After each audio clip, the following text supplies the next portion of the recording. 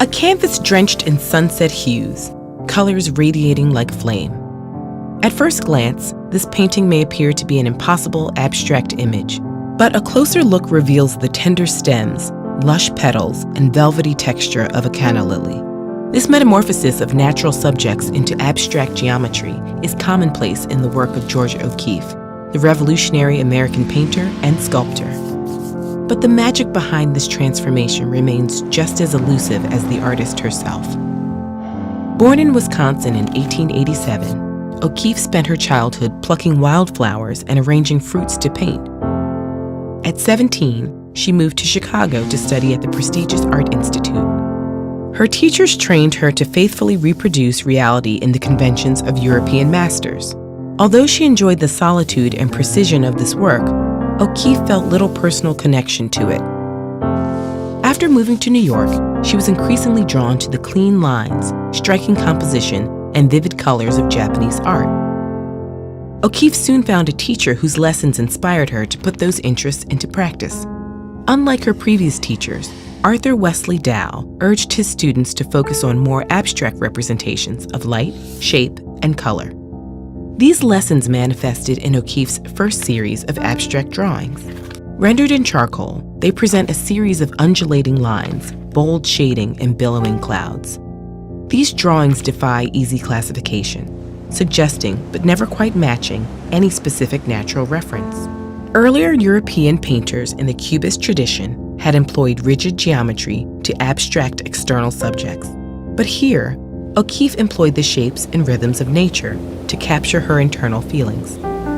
Experiments like these would soon become a cornerstone of an artistic movement called American Modernism. Although no single style defines modernist painting, its proponents shared a desire to challenge the realist traditions that dominated art education. Beginning in the late 1910s, modernist painting often used geometric shapes and bold colors to probe the American psyche. O'Keeffe threw herself into these experiments, but she was reluctant to share her new work. However, when a friend sent her charcoals to the art dealer Alfred Stieglitz, he became entranced.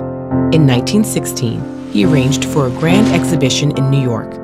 This marked the beginning of O'Keeffe's career as a popular artist, and a relationship that would lead to marriage in 1924. Marriage didn't diminish O'Keeffe's taste for solitude. She traveled widely to teach and often retreated to paint for months at a time.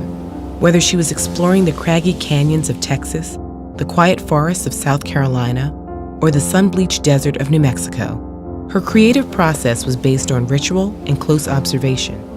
She paid meticulous attention to small details and spent hours mixing paints to create exactly the right colors. When she found the perfect hue, she'd record it in her ever-growing collection of handmade color cards. O'Keeffe also experimented with perspective to celebrate objects that were often overlooked. In Ram's Head with Hollyhock, she places a weathered skull and a delicate flower high above the hills below.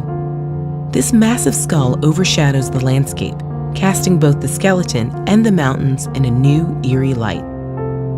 The public was captivated by her unique perspective and secretive behavior. She was particularly praised for her massive flower paintings, ranging from fiery poppies to ghostly calla lilies.